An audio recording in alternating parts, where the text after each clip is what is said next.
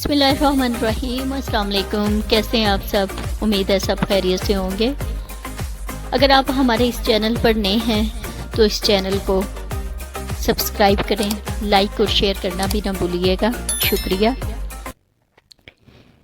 निमरा अहमद का लिखा हुआ नावल माला, बाबे अव्वल लाहौर, किस्त नंबर 2। माला माही कहते कहते रुकी। कशमाला अपनी बहन को इतने अच्छे से जानती थी कि उसे मालूम था वो अब क्या बात करने जा रही है। फिर तो कुछ नहीं हुआ ना? नहीं, मैं अब चलती हूँ, ओशन आ गया है। उसने किताब की अपनी जगह पे ना होने वाली बात गोल कर दी। कम से कम इस वक्त वो माही का लेक्चर नहीं सुन सकती थी। ओशन नामी रेस्टोरेंट नीले और सफ़ेद रंगों में इस्तबार किया गया था। बरामदे की मेज़ें लोगों से पुर थीं। गुफ्तगू, कह कहे, नाश्ता और काफ़ी की महक। अंदर का हॉल भी तकरीबन भरा हुआ था, हर रोज़ की तरह। उसके आते ही इधर उधर जाते अमले ने उसे जहां देखा वहीं रुक के सलाम किया। बारिश आने वाली है, मजीद मेहमानों को लॉन में मत बिठाओ। गुजरते हुए उसने किसी को रोका और 15-20 मिनट तक जो भी लॉन में बैठा हो उसको बहुत अदब के साथ बरामदे में मूव होने के लिए कह दो। फिर एक वेटर को रोका, 2 उंगलियों से करीब आने की हदायत दी। वो मुअद्दब सा चला आया। इस कटलरी को यहां से उठाओ, तहक्कुम से एक मेज की तरफ इशारा किया, और फरूख से कहो इसको वॉश करके बफ ट्राई करके भेजे। मुझे इतनी दूर से इस पे पानी के दाग नजर आ रहे हैं। लहजा 2 ठोक मगर नरम था। कह के वो रुकी नहीं, हाई हील्स से चलती हुई सीढ़ियों की तरफ बढ़ गई। ऊपर आके पहले जहीर के ऑफिस में झांका, वो वहां नहीं था। वो देर से आता था और जल्दी चला जाता था। खैर है, वो इसका इंतजार कर लेगी। फिर वो अपने ऑफिस में आई, जहां साइका पानी की ठंडी बोतल और उसकी कॉफी रख रही थी। थैंक्स साइका। वो मुस्कुरा के अपनी सीट की तरफ आई। उसका ऑफिस छोटा सा था। ऑफिस टेबल पे खिड़की से सीधी धूप पड़ती थी। वहां कैक्टस का नन्हा सा सफेद गमला रखा था। Hello Sheldon.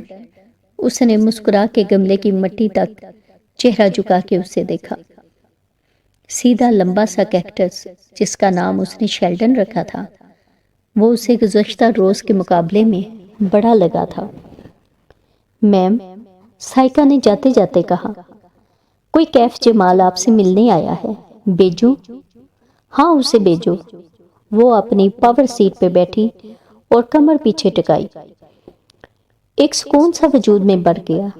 उसका ये आरामदेह ऑफिस। गर्दन मोड़ के खिड़की को देखा जो टेबल के साथ बाईं तरफ थी। खिड़की से नीचे नजर आता रेस्टोरेंट का लॉन, फूल, पौधे, कोने में लगे घने दरख्त। ओशन उसकी वो जन्नत था जिसे उसने अपने हाथों से बनाया था, और अब वो इसको मजीद फैलाने जा रही थी। लेकिन पहले उसे सिक्योरिटी गार्ड का इंटरव्यू करना था। उसने मोबाइल पे सफूरा की चैट खोली और काफी का घूंट भरते हुए उसका मैसेज दोबारा पढ़ा। वो अपने कजन कैफ जमाल की सिफारिश कर रही थी। वो जरूरतमंद भी था और काबिल भरोसा भी। सफूरा ने तकरीबन दरखास्त के लहजे में लिखा था कि माला इसको जॉब दे दे। वो पिछले गार्ड्स की तरह जॉब छोड़ के नहीं जाएगा। इंटरव्यू भी एक फॉर्मेलिटी ही था। सफूरा ने कह दिया तो बस कह दिया।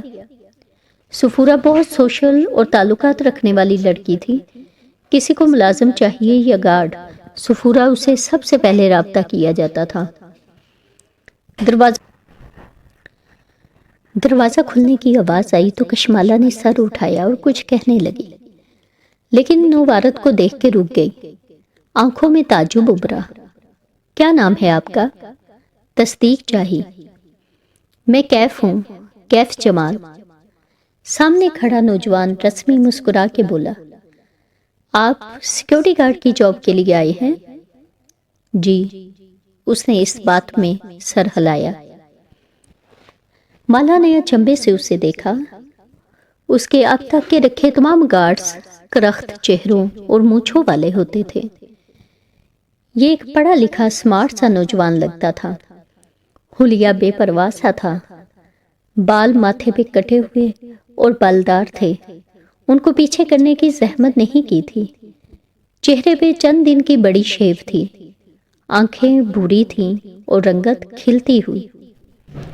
جینز کے اوپر ملٹری گرین رنگ کی کالر شرٹ پہنے ہوئے تھا۔ گریبان کے اوپری بٹن کھلے تھے اور نیچے سے سفید شرٹ جانک رہی تھی۔ کف بھی ایک طے مڑے ہوئے تھے۔ پیروں میں جرابوں کے بغیر سفید جوگرز تھے جو نئے لگتے تھے۔ اس کے اس بے ترتیب سے حلیے میں صرف اس کے جوگرز قابل ستائش تھے۔ میں صفورہ کا کزن ہوں، مسکرا کے بولا۔ وہ مسکراتا تھا تو اس کے بائیں گال میں ڈمپل پڑتا تھا۔ اس کے چہرے میں سب سے زیادہ پرکشش کیا تھا؟ اس کے مسکرانے کا انداز یا اس کی بری آنکھوں کی لمبی اور مڑی ہوئی پلکیں؟ تشریف رکھیے۔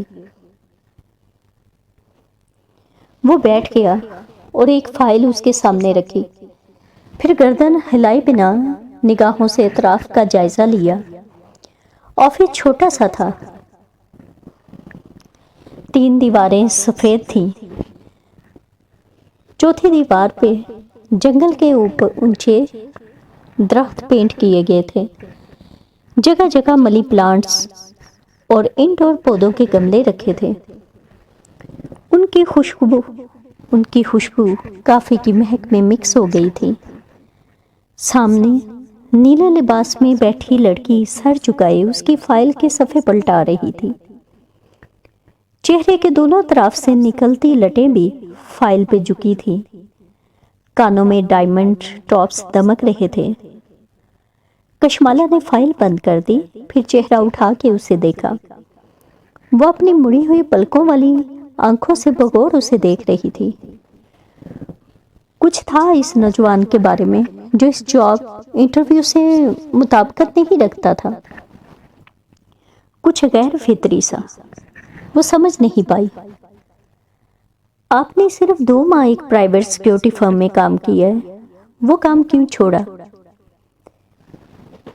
میں ایک سیاستدان کے سیکیورٹی اسکواڈ میں شامل تھا، بطور پرسنل باڈی گارڈ۔ ٹائمنگ مشکل تھی۔ میں ساتھ ساتھ اپنے بزنس پلان پہ بھی کام کر رہا تھا۔ 2 چیزیں مینج کرنا مشکل تھا۔ کس چیز کا بزنس کر رہے تھے آپ؟ وہ سیٹ پہ ٹیک لگائے اسپاٹ انداز میں پوچھ رہی تھی۔ جوڑے سے نکلی 2 لٹیں اس کے چہرے کے دونوں طرف کو چھو رہی تھی۔ میں پروفیشنل فوٹوگرافر ہوں۔ ہم دوستوں نے ایک ویڈنگ فوٹوگرافی کمپنی بنائی تھی جس میں ہم بہت سی سروسز مہیا کرتے تھے، لیکن وہ فلاپ ہو گئی۔ ہلکے سے کندھے اچکائے۔ میں نے باہر سے بہت قیمتی ایکوپمنٹ منگوا لیا تھا جس کی وجہ سے میں شدید قرضوں میں گرا ہوا ہوں اور وہی قرضے اتارنے کے لیے جاب کرنا چاہتا ہوں۔ وہ سنجیدگی سے اس کے سوالات کا جواب دے رہا تھا۔ کتنا قرضہ ہے آپ پہ؟ اتنا کہ اس جاب سے چند ماہ میں اتار لوں گا، قدرے توقف سے بولا۔ آپ کو سیکیورٹی گارڈ چاہیے یا باڈی گارڈ؟ دونوں۔ وہ سنجیدہ تھی۔ مگر آپ خود کو میرا ڈرائیور کہیں گے۔ صبح مجھے ریسٹورانٹ ڈراپ کریں گے، شام کو یہاں سے پک کریں گے اور رات میرے گھر ڈیوٹی دیں گے۔ جب تک میں ریسٹورانٹ میں ہوتی ہوں مجھے آپ کی ضرورت نہیں۔ آپ گھر جا کے آرام یا کام وغیرہ کر سکتے ہیں۔ مجھے خود کو ڈرائیور کہنا ہے؟ وہ جیسے سمجھا نہیں تھا۔ کشمالا نے غیر آرام دہ انداز میں پہلو بدلا۔ میں اپنے رشتہ داروں کے ساتھ رہتی ہوں۔ باڈی گارڈ کے لفظ سے وہ انکمفرٹیبل ہو جائیں گے۔ کیا ان کو معلوم نہیں کہ آپ کو سیکیورٹی تھریٹ ہے؟ وہ اس کی آنکھوں میں جھانک کے بولا۔ اس نے نفی میں سر ہلایا۔ ویسے نیچر آف تھریٹ کیا ہے؟ کشمالا نے جواب نہیں دیا۔ وہ گردن موڑ کے کھڑکی کے باہر دیکھنے لگی۔ آسمان اندھیر ہوتا جا رہا تھا۔ وقفے وقفے سے بادل گرج رہے تھے۔ کیف نے کھنکار کے وضاحت کرنی چاہیے۔ نیچر آف تھریٹ یعنی مجھے معلوم ہے نیچر آف تھریٹ کیا ہوتا ہے، مگر میں ابھی اس بارے میں بتانا ضروری نہیں سمجھتی۔ حفاظت کرنے کے لیے یہ ضروری ہے کہ مجھے خطرے کی نوعیت کا علم ہو، اور اگر علم نہ ہو تو؟ اس نے سبز آنکھیں گھما کے کیف کو دیکھا۔ کیف نے گہری سانس لے کے ہلکے سے کندھے اچکائے۔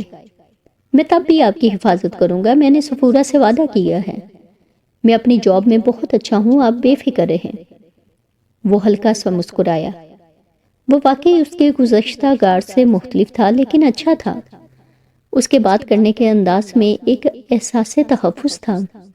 اس کے تنے اعصاب ڈھیلے پڑنے لگے۔ مجھے لگتا ہے کوئی میرا پیچھا کر رہا ہے، وہ بولی تو اس کی آواز ہلکی تھی۔ اس نے بھروسہ کرنے کا فیصلہ کر لیا تھا۔ آخر وہ صفورہ کا کزن تھا۔ صرف لگتا ہے یا کسی کو دیکھا بھی ہے؟ وہ چونکا۔ دیکھا نہیں ہے، لیکن وہ ثبوت چھوڑ جاتا ہے۔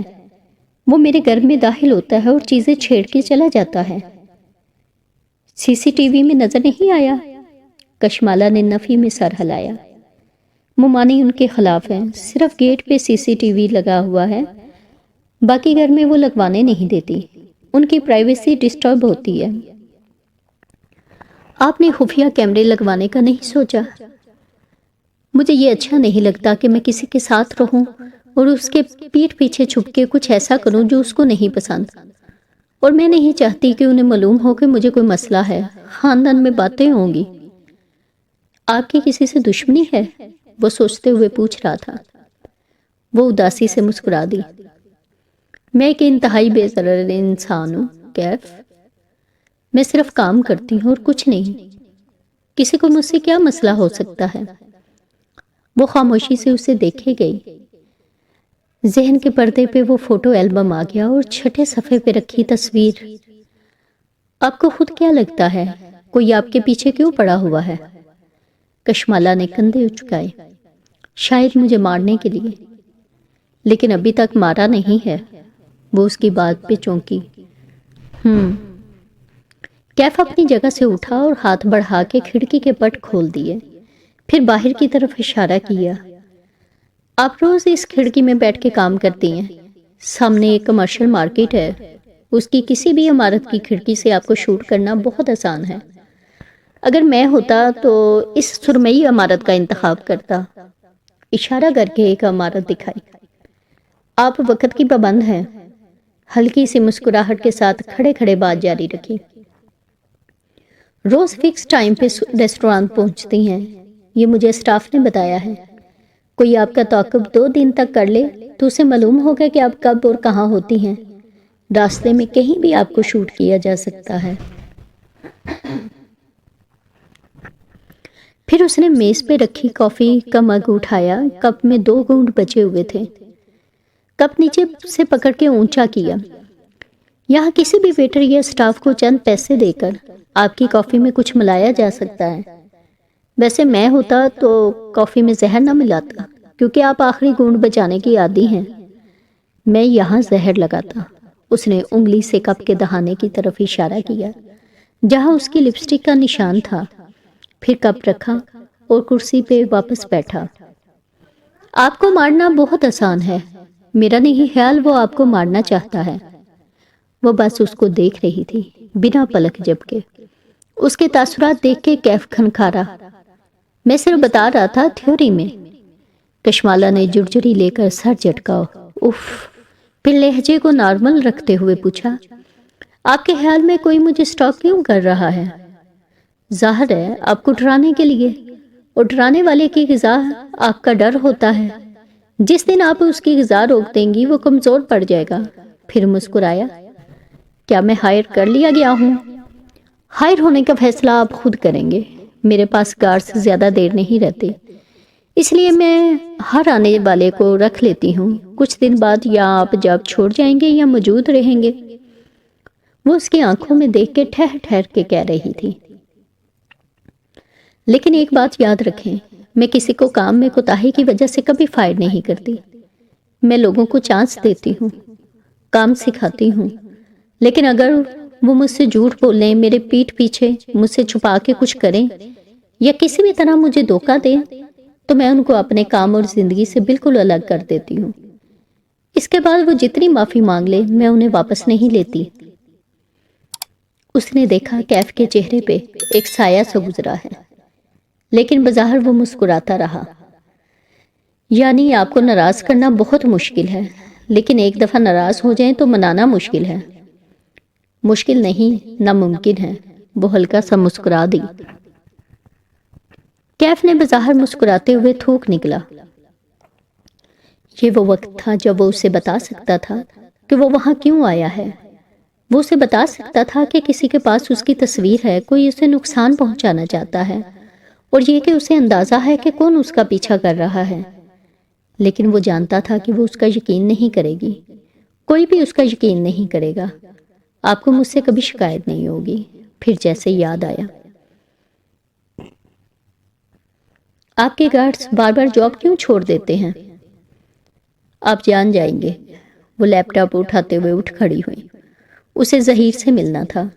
وہ دونوں ساتھ ساتھ آفس سے باہر نکلے۔ وہ آگے بڑھ گئی اور وہ وہیں رک کے موبائل کے بٹن دبانے لگا۔ وائٹ ہیئر نام کی ایک چیٹ نکال لی۔ اس نے مجھے ہائر کر لیا ہے۔ یہ تو بہت آسان تھا۔ اس کی انگلیاں ٹائپ کر رہی تھیں۔ ظہیر کا آفس ٹیرس کے دوسری طرف تھا۔ درمیان میں چند کرسیاں میزیں رکھی تھیں۔ وہ وہیں بیٹھ گئی اور سفورہ کو کال ملائی۔ میں نے تمہارے کزن کو ہائر کر لیا ہے۔ گردن اٹھا کے آسمان کو دیکھا۔ سیاہ بادل دور دور سے اس کے سر پہ اکٹھے ہو رہے تھے۔ لگتا تھا آج برس برس کے اوشن کو بہا لے جائیں گے۔ گڈ، سفورہ اپنے مخصوص انداز میں بولی۔ اچھا سنو، وہ کوئی غلطی کرے تو اس کو ایسے ہی ٹریٹ کرنا جیسے باقی ملازمین کو کرتی ہو۔ میرا کزن ہونے کا ناجائز فائدہ نہ اٹھانے دینا۔ اس کو بزنس کا شوق ہے لیکن وہ کبھی ترقی نہیں کرے گا۔ اس کے لیے بھی بہتر ہے کہ وہ تمہارے پاس نوکری کرتا رہے۔ اچھا مالا سنو، سفورہ رکی، توقف کیا۔ مالا ابھی تک گردن اٹھائے آسمان کو دیکھ رہی تھی۔ آدھا ریسٹوران اوپن ایئر تھا۔ بارش ان کے لیے اچھی ثابت نہیں ہوتی تھی۔ میں نے سنا ہے ظہیر نے اوشن کو بیچ دیا ہے۔ بجلی زور کی چمکی عین اس کے سر کے اوپر۔ کیا؟ بادل اتنی زور سے گرجے کہ زمین دہل گئی۔ ایوب بتا رہا تھا کہ ظہیر نے کسی لبنانی فوڈ چین کو اوشن بیچ دیا ہے۔ اس نے تمہیں اعتماد میں نہیں لیا۔ تمہیں کوئی غلط فہمی ہوئی ہوگی۔ ایسا نہیں ہو سکتا۔ وہ ایک دم کھڑی ہوئی۔ اسی پر بارش برسنے لگی جیسے اوپر سے کسی نے پانی کا تھال الٹ دیا ہو۔ وہ تیز تیز چلتی ظہیر کے آفس میں داخل ہوئی۔ اس کی ہیلز گیلے نشانوں کی قطار اپنے پیچھے چھوڑتی جا رہی تھی۔ ظہیر نے سر اٹھا کے دیکھا۔ مالا کے بال نم تھے اور چہرے پہ پانی کے قطرے تھے۔ آواز اونچی تھی۔ میں کیا سن رہی ہوں؟ ہتھیلیاں میز کے کناروں پہ رکھے وہ بنا پلک جھپکائے اسے دیکھ رہی تھی۔ تم نے اوشن بیچ دیا ہے؟ غصہ نہیں تھا، بے یقینی تھی، حیرت تھی۔ آفس کی کھڑکی کے شیشے پہ تڑ تڑ بوندیں برس رہی تھی، گویا آسمان سے برستے پتھر ہو اور ہر پتھر پہ کسی کا نام لکھا ہو۔ ظہیر چند لمحے اسے دیکھتا رہا، پھر گردن موڑ کے کھڑکی کو دیکھنے لگا۔ ہاں، میں نے ایک لبنانی گروپ کے ساتھ ڈیل کی ہے۔ وہ چند لمحے ہل نہیں سکی، نہ پلک جھپکی، نہ سانس لیا۔ اس کے ذہن نے بات کو جذب ہی نہیں کیا تھا۔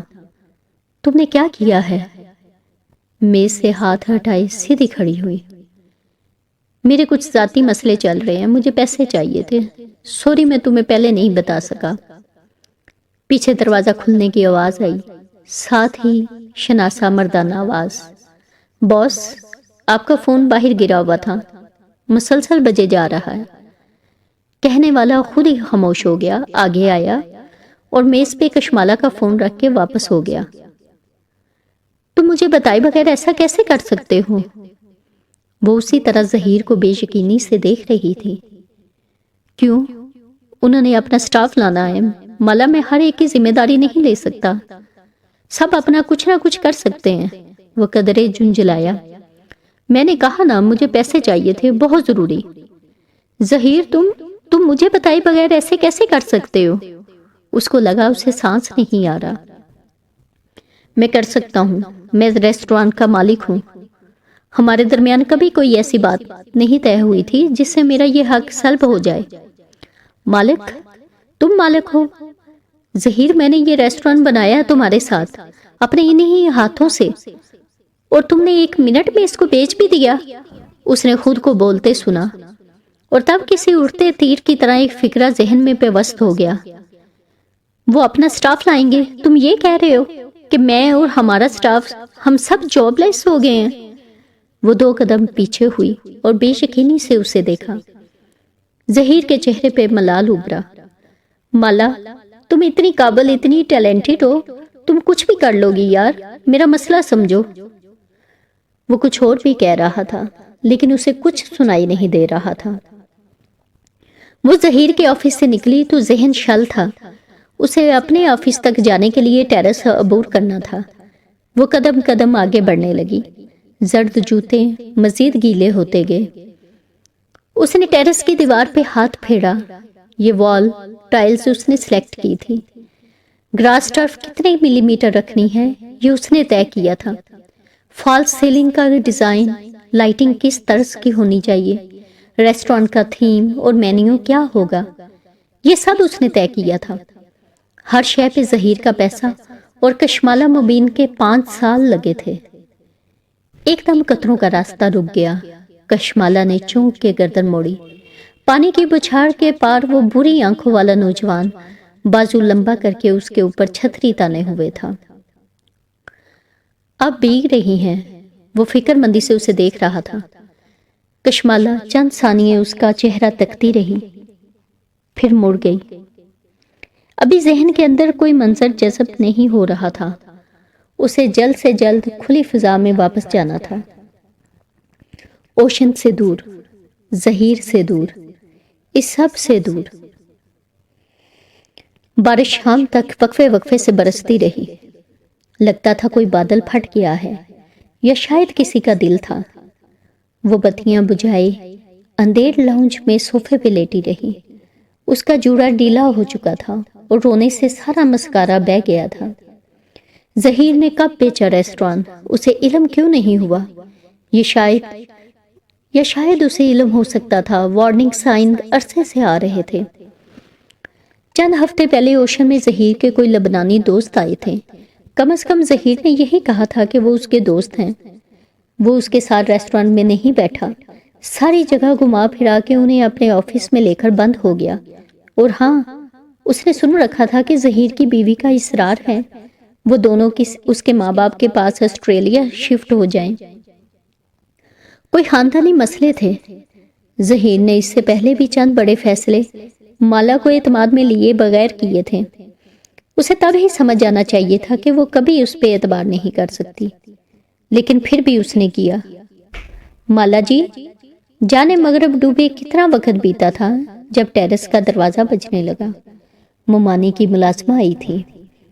وہ بدقت اٹھی، آنکھیں صاف کی، بال کانوں کے پیچھے اڑ سے اور دروازہ کھولا۔ نسرین کے ہاتھ میں کانچ کی پلیٹ تھی جس پہ چاکلیٹ براؤنیز رکھی تھی۔ یہ آپ کی ممانی نے بھجوائی ہے۔ نیچے نگینا آنٹی آئی ہوئی ہیں، اور ہاں، آپ کا فون آف ہے۔ آپ کی امی جی کی کال آئی تھی، پریشان تھی، ان کو کال کر لیں۔ جلدی جلدی بتا کے وہ مڑی، پھر واپس پلٹی۔ اور ٹیرس کی لائٹ تو جلا دیں۔ وہ چونکی۔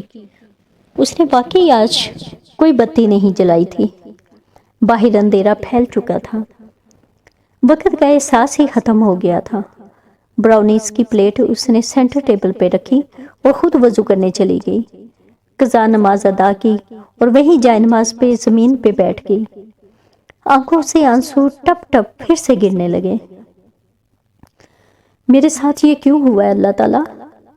میں لوگوں کے دل نہیں دکھاتی، زکوٰۃ ادا کرتی ہوں، صدقے دیتی ہوں، میں تو چونٹی تک کو نہیں مارتی، پھر بھی میری جاب چلی گئی۔ اتنا بڑا سیٹ بیک۔ دعا کے لیے ہاتھ اٹھائے، لیکن کیا دعا مانگے؟ میں اب کہاں سے شروع کروں دوبارہ؟ اسکوائر 1 سے 5 سال میں نے اس شہر میں اوشن کو سیٹ کیا، اپنی ایک سوشل لائف بنائی، اور ایک ہی دن میں سب ملیا میٹ ہو گیا۔ نظریں اندھیر لاؤنج میں نصب بک شیلف تک اٹھی۔ اوپر سے پتہ نہیں کون میرے پیچھے پڑا ہوا ہے۔ میں کیا کروں اللہ تعالیٰ؟ وہ واپس صوفے پہ آ بیٹھی۔ روئی روئی آنکھیں میز پہ رکھی براؤنیز پہ جمی تھی۔ صبح تک وہ ایک بہت اچھی جاب کی مالک تھی۔ وہ ایک نیا بزنس پلان کرنے جا رہی تھی۔ اس کے پاس گھر جانے کا وقت بھی نہیں ہونا تھا۔ زندگی مصروف اور پر امید تھی۔ شام ہونے سے پہلے وہ جاب لیس تھی۔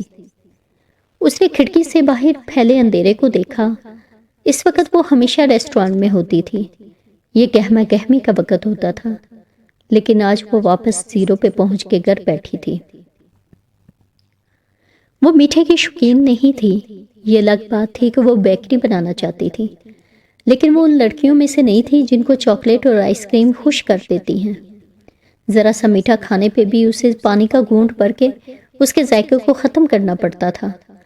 لیکن جہاں آج اتنا سب کچھ غلط ہو چکا تھا، وہاں براؤنی سے ہی صحیح۔ اس نے ایک ٹکڑا اٹھا لیا اور بائٹ لی۔ میٹھی سی کرواہٹ منہ میں گھل گئی۔ پھر اس نے موبائل آن کیا۔ ماں کے میسیجز آئے ہوئے تھے۔ اس نے کال بیک کی۔ کیسی ہے میری بیٹی؟ ماں کی آواز سے ہی کھل اٹھی۔ فون کیوں نہیں اٹھا رہی تھی؟ بس میں کام میں بزی تھی۔ تمہاری ممانی تو کہہ رہی تھی شاید سوئی پڑی ہو، آج بتیاں بھی نہیں جلائیں۔ اوف، لاہور تک بتا دیا انہوں نے کہ مالا نے بتی نہیں جلائی۔ میں کام کر رہی ہوں ماں، وہ جھنجھلائی۔ ماں خاموش ہو گئی۔ تم نے آج ظہیر کو اپنا کوئی نیا بزنس پلان دینا تھا، اس کا کیا بنا؟ اس کے حلق میں آنسوؤں کا پھندا پڑ گیا۔ آواز آہستہ ہو گئی۔ آپ نے دعا مانگی تھی؟ ہاں بیٹے، میں نے دعا مانگی تھی کہ وہ ہو جو تمہارے حق میں بہتر ہو۔ اس نے سر کی آواز کے ساتھ گیلی سانس ناک سے اندر کھینچی۔ اصل میں کام نہیں بنا، ظہیر انٹرسٹڈ نہیں ہے۔ آواز کو نارمل بنانے کی کوشش کی، بلکہ وہ شاید باہر شفٹ ہونے کا سوچ رہا ہے۔ کہہ رہا تھا شاید ریسٹورانٹ بھی بیچ دے۔ وہ اتنی جلدی اتنی بڑی بات نہیں بتا سکتی تھی، اس میں ہمت نہیں تھی۔ ایک لمحے کے لیے ماں خاموش ہو گئی۔ مالا، ان کی آواز ویسے ہی پرسکون تھی۔ اس نے تمہیں بتائے بغیر ریسٹورانٹ بیچ دیا ہے نا؟ مالا کی آنکھوں سے زاروں کو تار آنسو گرنے لگے۔ اس نے بدقت لبوں پہ ہاتھ رکھ کے سسکی اندر روکی۔ کیسے پتا چل جاتا ہے ماں کو ہر بات کا؟ دفع کرو اس کو، تم گھر آ جاؤ، عزا کی شادی بھی ہے نا، مل کے اٹینڈ کریں گے۔ انہوں نے بڑے تحمل سے بات بدلی تھی۔ ماں کو اس کے کام کی کامیابی یا ناکامی سے کبھی فرق نہیں پڑا تھا۔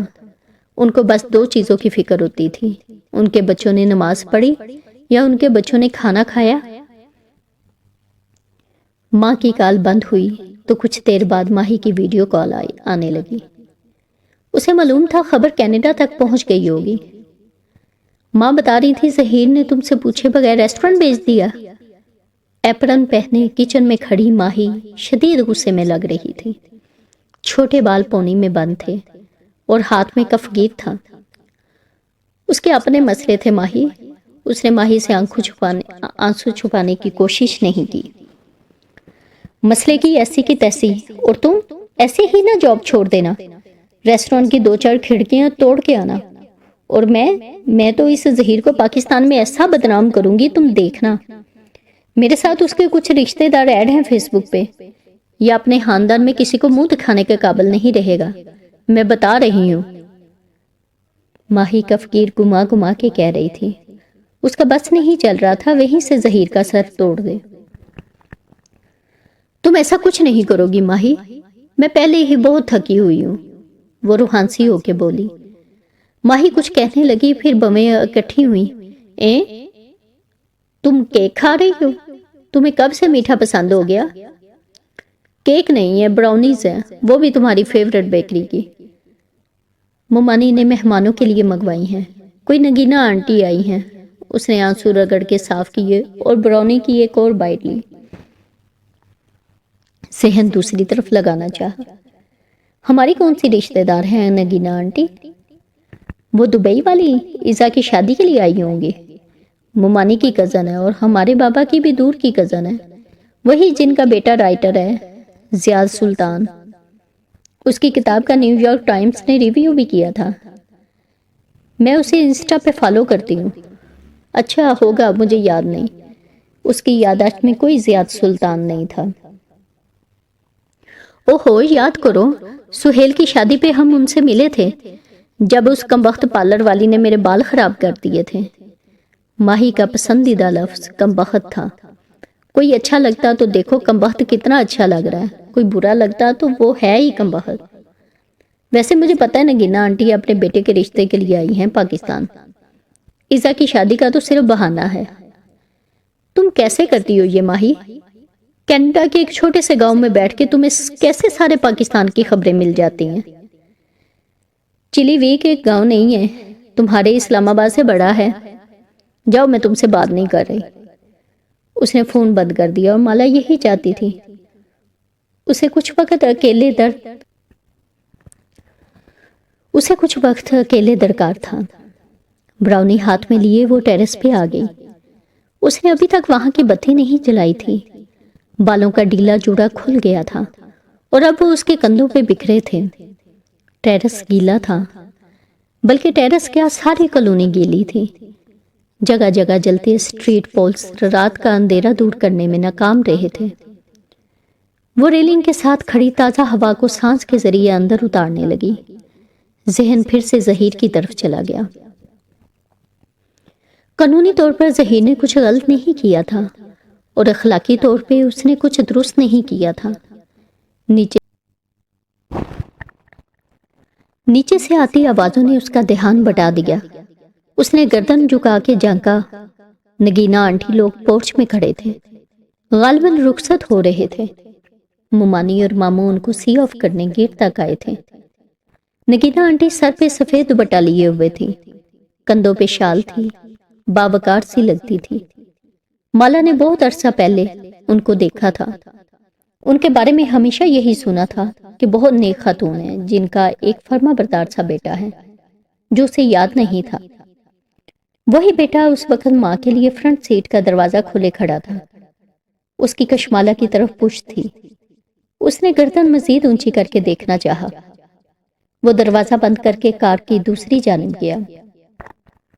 سینے پہ ہاتھ رکھ کے ماموں کو ایک دفعہ پھر خدا حافظ کہا اور ڈرائیونگ ڈور کھولا۔ اب اس کا چہرہ مالا کے سامنے آیا۔ وہ کافی دراز قد تھا، بال سلیقے سے سیٹ تھے، جینز پہ سفید ڈریس شرٹ پہن رکھی تھی جس کے آستین کف سے فولڈ کیے ہوئے تھے، ساملی رنگت اور پرکشش نقوش، ایسے کہ نگاہ نہیں ٹھہرتی تھی۔ وہ تھوڑی دیر کے لیے اپنے سارے مسئلے بھول کے اس کو دیکھے گئی۔ ٹال، ڈارک اینڈ ہینڈسم، اس کے ذہن میں یہی الفاظ آئے تھے۔ تو یہ تھا زیاد سلطان۔ انٹرسٹنگ۔ دروازہ کھولتے ہوئے زیاد کی نظر اوپر اٹھی، جیسے اسے احساس ہو گیا تھا کہ کوئی اسے دیکھ رہا ہے۔ وہ جو ایک ہاتھ ریلنگ پہ جمائے دوسرے سے براؤنی کھا رہی تھی، گڑبڑا کے جلدی سے پیچھے ہوئی۔ دل زور سے دھڑکا۔ اف، کتنا برا لگا ہوگا، مگر نہیں۔ ٹیرس اندھیرے میں ڈوبا ہوا تھا، زیاد کو نظر نہیں آیا ہوگا۔